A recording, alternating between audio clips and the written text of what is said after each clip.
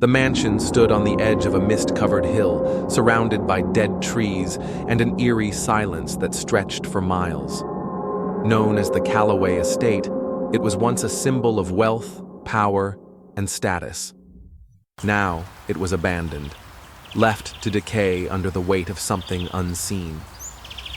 Victor Calloway, a real estate tycoon, had purchased the estate in the 1990s. At first, it was his sanctuary.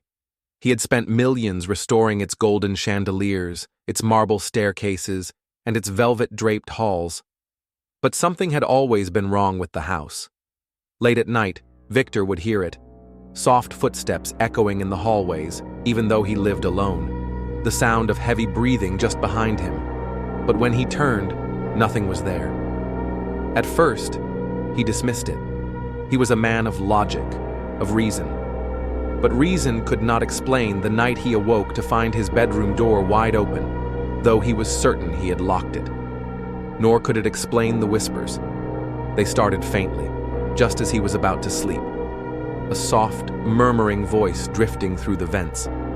But when he pressed his ear to the wall, he realized something horrifying. The whispers were coming from inside the house.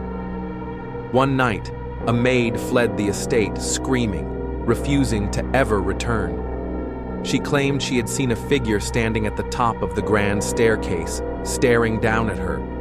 A man in a dark suit, his face blurred and shifting like smoke. Victor was not a man who scared easily, but even he couldn't ignore the strange occurrences piling up. His antique grandfather clock stopped at exactly 3:33 a.m. every night. His security cameras would flicker and go black, and in the morning, they were wiped clean. Then came the night that changed everything. Victor had been in his study, reading over business documents, when a sudden gust of wind slammed his windows open. The lights flickered. Then, footsteps. Not slow, cautious ones, rushing, running, coming from the hallway right outside. He turned his chair, staring at the open doorway, his heart pounding. And then, the whispers began. Victor. The voice was not loud, yet it rattled inside his skull. It was everywhere, above him, behind him, beside him. He felt breath against his ear. You shouldn't be here. A shadow moved in the hallway. Not a person. Not quite. Its form bent unnaturally, stretching against the candlelight. Its eyes were hollow sockets.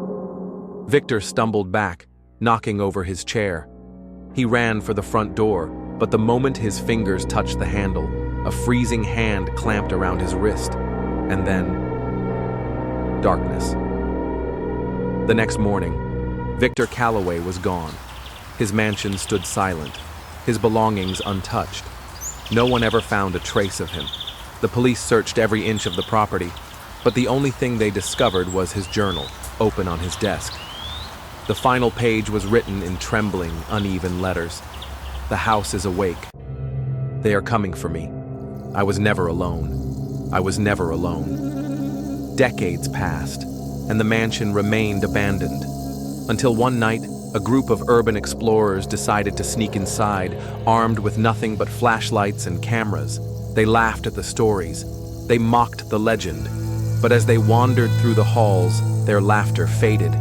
The air grew thick, pressing against their chests like unseen hands. Then, the grand clock struck 3:33 a.m., and the whispers returned. One of them turned, raising his camera to film the empty hallway. But when he looked through the lens, Victor Calloway was standing right behind them, his mouth stretched open in a silent scream. And then, the lights went out. No one ever saw them again.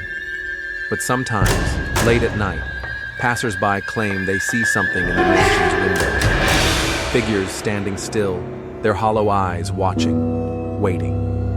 And if you dare to listen, you might still hear the whispers. You shouldn't be here.